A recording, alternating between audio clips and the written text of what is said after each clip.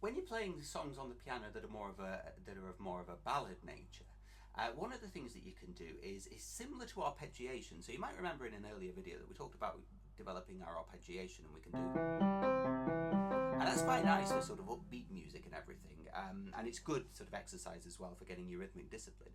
But to actually play something that's more pleasing on the ear, in slower music, we can actually take that second note out of it and create that kind of effect. So let me just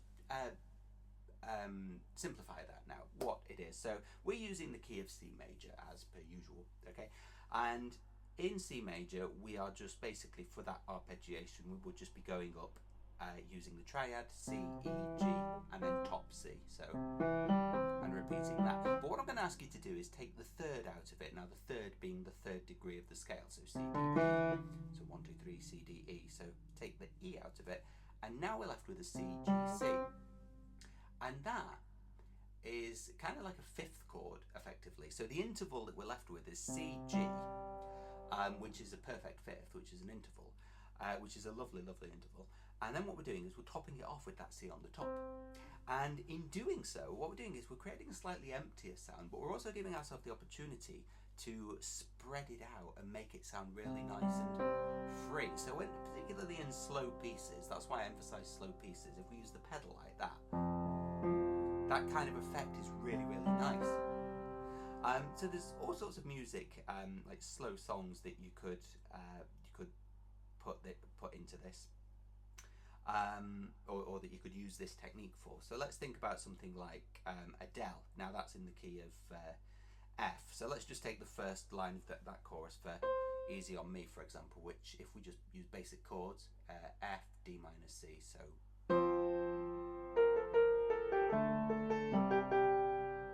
and I've actually already fifth them there. If I were to play that with the full triad,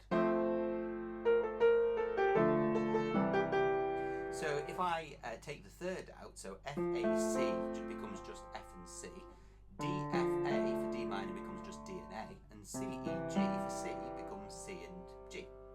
That one we've already established.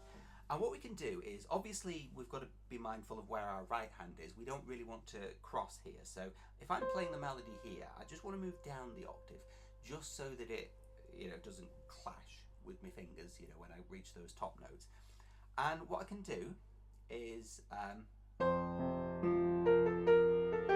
I won't have time to do it like that on the D minor. What I can do is I can either just recognize that as a chord because it's a quick one. If I wanted to, I could double the speed or whatever.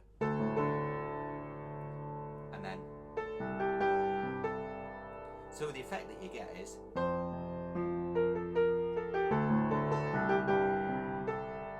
or if I just do the chord, the D minor chord,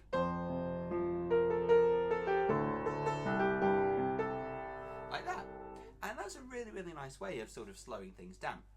But what I want you to do is, rather than just that, for example, I wasn't overly thrilled by the way that sounded when I did it, but the principles that I've learned I can adopt into ways to sort of make that sound better for myself. So the way it started, I thought it was lovely, but this, I don't know, it just loses something. So what I might do is actually just move that up a little bit. I might play around with where I am on the keyboard, do it as a chord still instead of splaying it out, but gives it that little bit of nice texture just for that moment. And then maybe when I do the C, I'll keep that in the same octave there. So rather than moving back down, I'll keep that like that.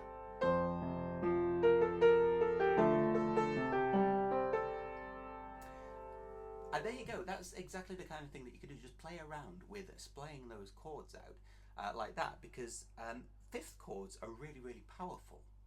Because they haven't got the third, which is what identifies them effectively as major or minor, they're like blank canvases. So unless you've got something in the melody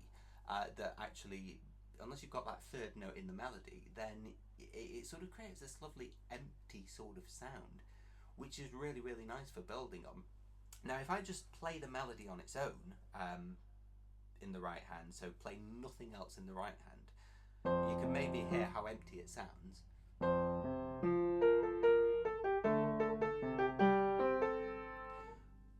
And then what I can do if I wanted to is I can maybe use the extension, maybe extend it to adding chords, like in the previous video. I can maybe extend it to using chords in the right hand. So that is the top note of the F major chord. So maybe I could. It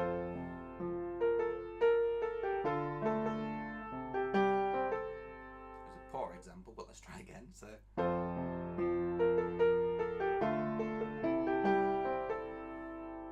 So I'm holding certain notes down as well to further emphasize what chord I'm in. Now remember, when you're playing chords in the left hand, the fifth again is a great thing to use in the left hand more often, particularly in this type of music, because if you start to use triads like that, they're very close together, the notes really. They're a third apart, whereas if you do that, it just lets it breathe more. Can you hear the difference there? That's quite cluttered, and the lower down you get, it starts to get very muddy, whereas if you keep it as a fifth, it keeps it much more punchy and you can start to recognise things. So if you're doing closer together chords, you know, that's where the right hand comes into its element. So, you know, play around.